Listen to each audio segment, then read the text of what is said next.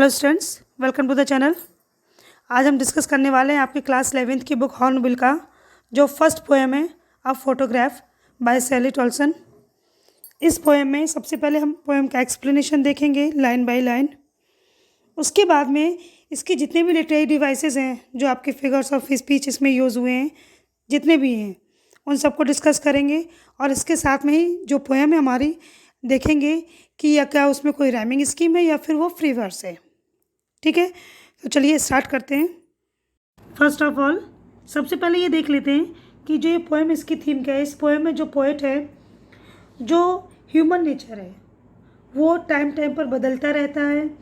इंसान पूरा का पूरा, चाहे उसके थॉट्स हों, चाहे उसकी फिजिकल कंडीशन हो, मेंटल कंडीशन हो, सारी की सारी मॉर्टल हैं। कभी ना कभी जाकर के वो कहीं ना कहीं ख़त्म हो जाती हैं। वो उस चीज़ में चेंजमेंट हो जाता है। पहले हम छोटे होते हैं, फिर उससे बड़े होते जाते हैं। तो ये स्टोरी में जो इसकी थीम है मेन वो यही है कि किस तरीके से इंसान की सारी सोच, उसका हर वक्त कहीं ना कहीं जाकर के वो पास्ट में चेंज हो जाता है और हम आगे बढ़ते जाते हैं। ठीक है, और लास्ट में हम सभी मर जाते हैं। तो इस पोएम में जो एक फ़ोटोग्राफ है उसका जिक्र किया गया। उस फोटोग्राफ में 3 गर्ल्स हैं। जो बड़ी गर्ल है लगभग 12 साल की है, वो पोइट की मदर है, और उनकी 2 छोटी छोटी चचेरी बहन हैं जो उनका हाथ पकड़े हुए सी बीच पर खड़ी हुई हैं। क्लियर? तो चलिए स्टार्ट करते हैं। Come to the first line. The cardboard shows me how it was when the 2 girl cousins went paddling. मतलब जो ये कार्डबोर्ड यूज़ किया गया आपका फोटोग्राफ के लिए, वो ये कह रही है कि जो फोटोग्राफ है वो मुझे ये दिखाती है क्या, वेन द 2 गर्ल, जो चचेरी बहन थी छोटी छोटी, वो पानी में छपछपाने के लिए खेल रही थी और उसे छपछपा रही थी। ईच वन होल्डिंग, और दोनों ही जो लड़कियां थी छोटी छोटी, उन्होंने क्या किया रखा था कि जो one of my mother's hands, यानी कि जो मेरी माँ के दोनों हाथ थे, तो दोनों ही छोटी लड़कियों ने अलग अलग एक एक तरफ दोनों ही हाथों को पकड़ रखा था। And she the big girl, और जो बड़ी लड़की थी, सम 12 ईयर्स और सो, तो वो लगभग 12 साल की थी। All 3 stood still to smile through their hair. अच्छा, तीनों ही क्या कर रही थी? तीनों ही अपने बालों के बीच से देखते हुए मुस्कुरा रही थी और सीधे खड़ी थी। क्यों? Because at the uncle with the camera, क्योंकि जो अंकल थे वो कैमरा लेकर के खड़े थे और उन्हें फ़ोटो क्लिक करनी थी, इसलिए तीनों ही बिल्कुल स्थिर रूप से खड़ी थी और अपने बालों के बीच से मुस्कुरा भी रही थी, स्माइल भी कर रही थी ताकि उनकी फ़ोटो अच्छी आए। Next line. A sweet face my mother's, जो मेरी माँ का एक मासूम सा चेहरा था, सुंदर सा चेहरा था। That was before I was born, ये तब की बात है जब मेरे पैदा होने से पहले उनका फेस इतना अच्छा था। एंड द सी, अगर हम सी की बात करें, which appears to have changed less, तो जो सी है उसमें बहुत ही कम चेंजमेंट हुए हैं। उसकी माँ तो अब है ही नहीं, उनमें इतना चेंजमेंट हो गया कि अब उसकी माँ है ही नहीं।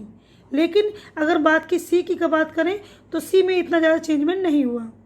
Was their terribly transient feet, वो यहाँ पर जो ये यूज़ हुआ है phrase was their terribly transient feet, इसका मतलब ये है कि धीरे धीरे वो उनकी सारी जो उस समय उनकी थिंकिंग थी, उनकी कंडीशन थी, उन सारी चीज़ों को उसने धुल दिया। धुलने का मतलब यहाँ पर, ट्रांजिएंट फीट का मतलब यहाँ पर ये है कि जो चीज़ें कुछ दिनों बाद जाकर के डिस्ट्रॉय होने वाली हैं, उन सारी चीज़ों को, तो उनके पैरों को धुला ना उसने, क्योंकि पैर धुलने वाले हैं, तो इसका मतलब है कि कुछ दिनों बाद उसके जो पैर, उनकी मदर के जो तीनों जो गर्ल्स थी, उनके पैर कभी ना कभी जाकर के मॉर्टल हो जाएंगे, यानी कि वो मर जाएंगे।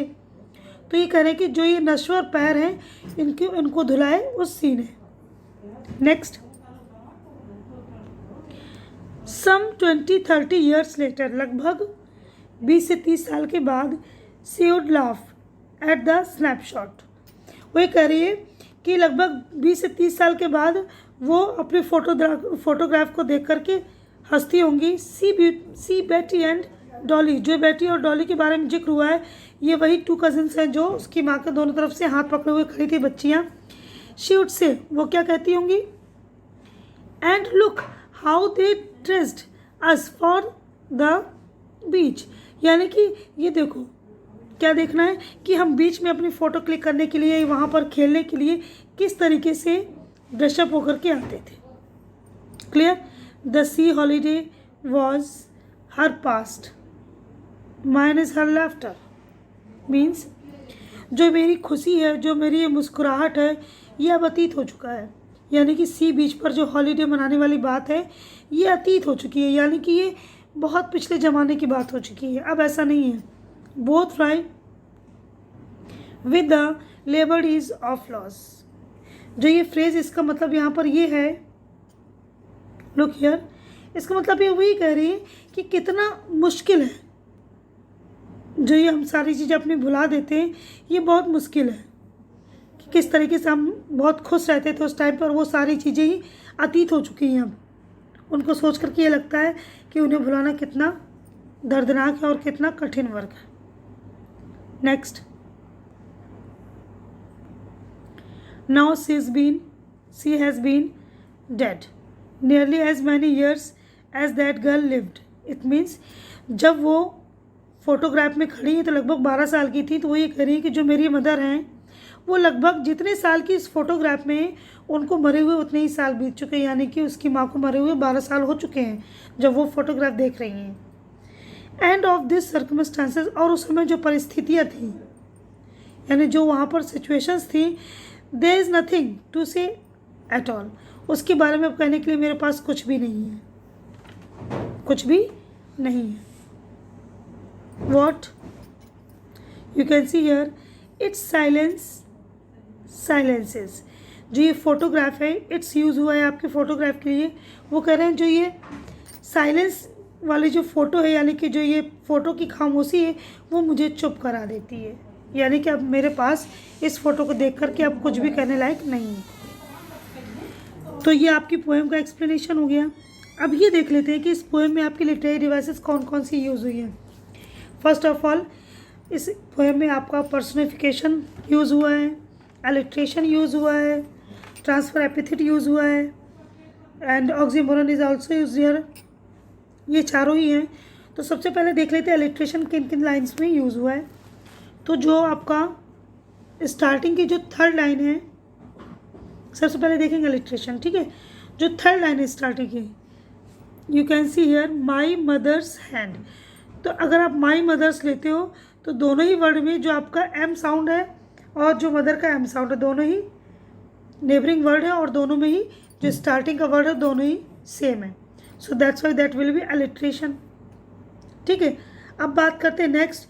तो उसके ही जस्ट एक लाइन को छोड़कर के दूसरी नीचे लाइन में देखें, स्टूड स्टिल टू स्माइल, ठीक है। There are 3 words, stood still to smile, और तीनों की स्टार्टिंग के जो लेटर्स हैं वो ऐसी है और साउंड भी ऐसे ही निकल रहा है। So also there will be alliteration. Come to the next, let's see here terribly transient feet. तो टेरिबली ट्रांजिएंट आपके नेबरिंग वर्ड्स हैं और इसमें भी आपका एलिट्रेशन है, ठीक है। नीचे आ जाते हैं।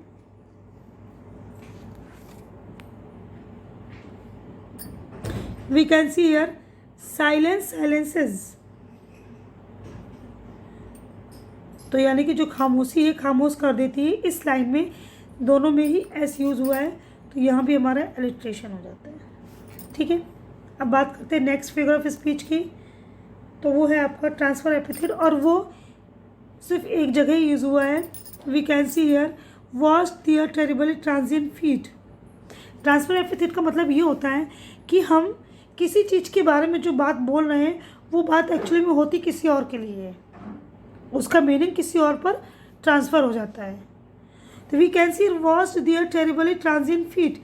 तो इसका मतलब ये हुआ कि जो ये ट्रांजिएंट वर्ड यूज़ हुआ है ये उनकी फीट के लिए यूज़ हुआ है, यानी कि जो उनकी बॉडी कुछ दिनों बाद ये डिस्ट्रॉय हो जाएगी, यानी कि वो कुछ दिनों बाद वो मर जाएगी, और उसी के जितने भी थॉट्स हैं उस समय जो फीलिंग्स हैं उन सबको धोने वाला कौन है, शी है। तो ये कहीं ना कहीं जो इसका मीनिंग है वो जा रहा है आपका डेडली पोजीशन के लिए, इसीलिए यहाँ पर आपको हो जाता है ट्रांसफर एपिथेट।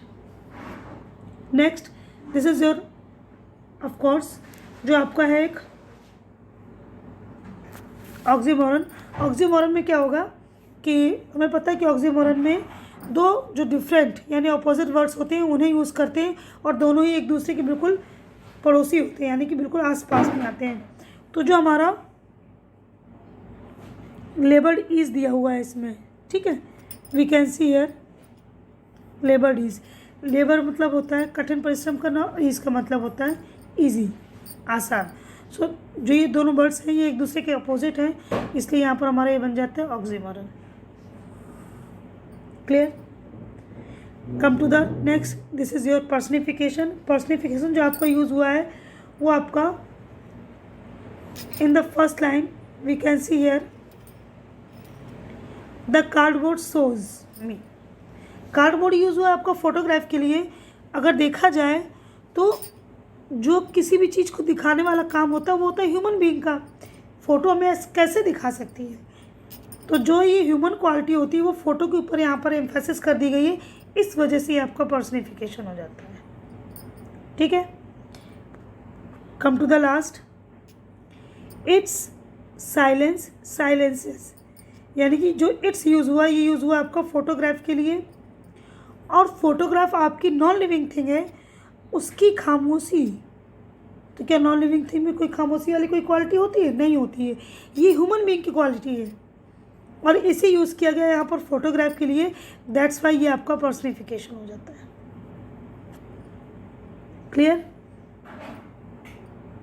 अब बात आ जाती है आपके राइमिंग स्कीम की, तो उसे भी देख लेते हैं। जो राइमिंग स्कीम है तो सबसे पहले ये देख लेते हैं कि जो लास्ट के वर्ड्स होते हैं, क्योंकि राइमिंग स्कीम तो हम हर लाइन की लास्ट के वर्ड से ही देखते हैं। तो अगर पहली लाइन देखें, इसकी लास्ट लाइन में जो साउंड आ रहा है वो आ रहा है वॉज। सेकंड लाइन में आपका आ रहा है पैडलिंग। थर्ड लाइन में आ रहा है हैंड्स। फोर्थ लाइन में सो। नेक्स्ट लाइन में हेयर। उसके बाद फेस, बॉर्न। किसी भी लाइन में कोई भी राइमिंग स्कीम नहीं है, क्योंकि कोई भी साउंड यहाँ पर मैच नहीं कर रहा है। सो दैट्स वाई ये आपका फ्री वर्स है। क्लियर? ये पोएम जो आपका एक्सप्लेनेशन था, आपकी सारे लिटरेरी डिवाइसेस, राइमिंग स्कीम, सारा ही एक्सप्लेनेशन हो चुका है इसमें। हम अपने नेक्स्ट वीडियो में नेक्स्ट चैप्टर को कवर करेंगे, वो होगी आपकी 2nd नंबर की poem. Clear? So keep it watching. Thank you so much.